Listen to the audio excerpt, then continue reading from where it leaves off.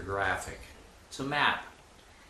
You're in the middle of the map, your extended families around you, and then the seasons that you invest in your land are wrapped around that. Let's take a look. Here we go with your participation in a piece of land. And what we notice is that when you come from an industrial point of view, the mind usually tells the heart and the soul or body what to do. But in this case, when you're working with the land and these extensions touch the land, it is the soul, then the heart, that informs the mind. This is a shift for you psychologically. Practice actually in your daily life, feeling, locating it in your heart, and then bringing it up to your mind in terms of the way you discover what it is you're interested in doing. So around the individual here is the family of choice. Now we use that word because blood is not necessarily important, family is not that important. It's 10 or 12 people who learn how to get along together and can provide what you need to live on the land. And that's the way that goes. This information around here will inform you about the kind of people that would be really helpful to recruit before you take off. So, season number 1 starts with and ends with sanctuary. As we discovered what it was that we would need to do to go to paradise. We're not just trying to make a better earth here, we're trying to go to paradise. So the end goal when you have a piece of land is not to have a farm or a house, or anything we would normally, to end up with an agroforest full of sanctuaries, places for you to nestle in, magical spots you may have seen only in a Walt Disney movie, with animals around you and a pond and birds and the trees with wind moving through them. That's best we can figure out, more like paradise, and very, very possible on planet Earth, no matter what your climate is. So that's where we start mentally. To set up for that, you need to ask some pretty tough questions like, given where you live, how many months of food do you need to have stashed? How much water can you put your hands on? Do you have drinking water that's already there if the pipe stopped pumping it in? How much? Do you have a pond where you could dip your bucket so you can take care of flushing your toilets? Do you have another pond perhaps that you could use for washing your dishes and another one for washing your clothes? You see, we use a huge amount of water every day the way it is now, but that doesn't have to be all perfectly drinkable water. That's a smaller amount. But if you don't have the drinkable water, that's the thing that can do you in it the most. You have to have food, you have to have proper tools. What do you need? You need shovels that don't break, or backup shovels. What is that minimum set of things you need to be survivable? Now, moving from the survivable into the sustainable, here's where you take a piece of land, instead of imagining you're going to have rows and rows of crops going this way, you're going to have feet and feet and feet of fruit going up. The fruit tree doesn't have to be replanted every year. You don't have to do that drill. In fact, if you have fruit trees mixed all over your property, like an agroforest, then you have some food under the ground, you have some food on the ground, you have some food in boxes above, you might have a few poles going up for the beans, low citrus, higher citrus and other things, bananas, maybe in the right climate, and then you have flowers in the trees, you have actually wood, structural wood, and firewood. 7 layers. It's a big deal. But once it's in there and you get it positioned, within your first 10 years, you'll be in business and you'll be able to stay that way.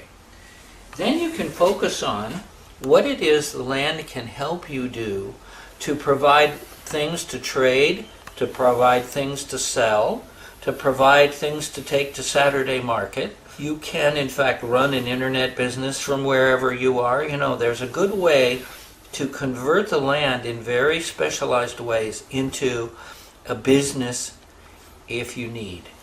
Finally, you get to handcraft your sanctuaries. Starting here with terraforming and ponds.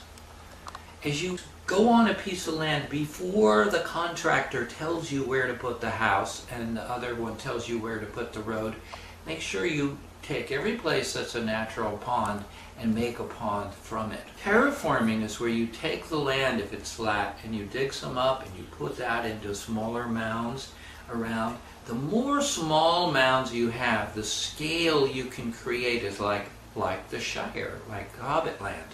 And that tends to be very, very interesting. And then as you plant, you create pathways to move through these areas. So your 3 acres can feel like 10.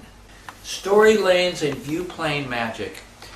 View planes, once you get to a piece of land, stake out the most beautiful long-range views and then start to build beautiful things into the view plane as you move back and to a place where you might want to sit most of your day.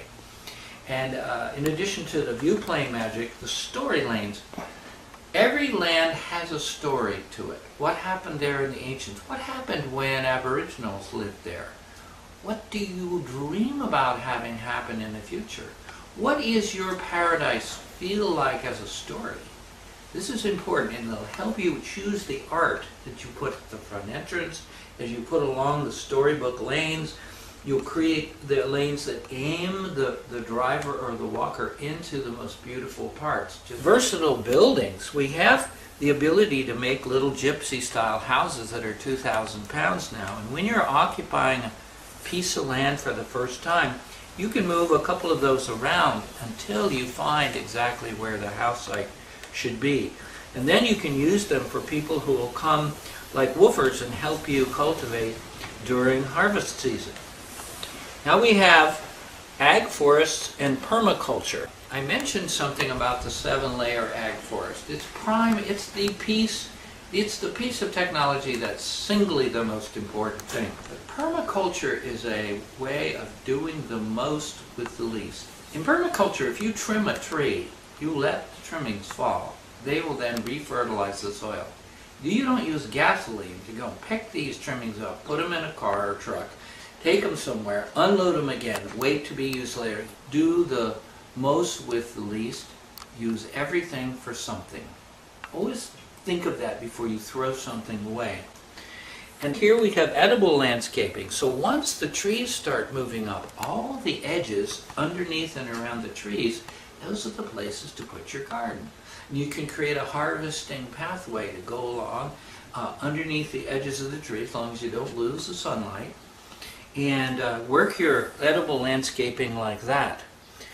Sanctuary spots, my gracious, they will begin to appear to you, especially as the trees get up and the ponds get developed, and you start to work around the edge of the pond and build a little bridge here and a little bridge there, and have places where hammocks can go, and little shelters where you're only taking an afternoon nap, but you're taking it in fresh air. This is a whole science. Pay attention to your Disney kind of thinking and your Imagineering mind here. Life force, big idea. Most people have forgotten that when you live in a polluted city, compromised by noise pollution, light pollution, and chemicals that are dust and dirt and God knows what else. When you live out in the country and the fresh air comes through the trees and through the plants to you, the bioenergy that comes from those trees goes in you. You can eat. There are such people called breatharians. They actually can live that way. So at the tiniest level, all the drops of water can contain bioenergy and life force. Look for all the ways you can get life force around you from what exists right there, including taking it up through your feet as you walk, doing Tai Chi so you learn how to feel the life force in you, and then become sensitive to staying in life force living for the rest of the time. that's kind of the big idea of Mission Paradise. It's a wonderful sort of cycle of life that you can move into, and I think you'll find that the sooner you decide to do this, the better off you'll be. I mean that. Go plan it.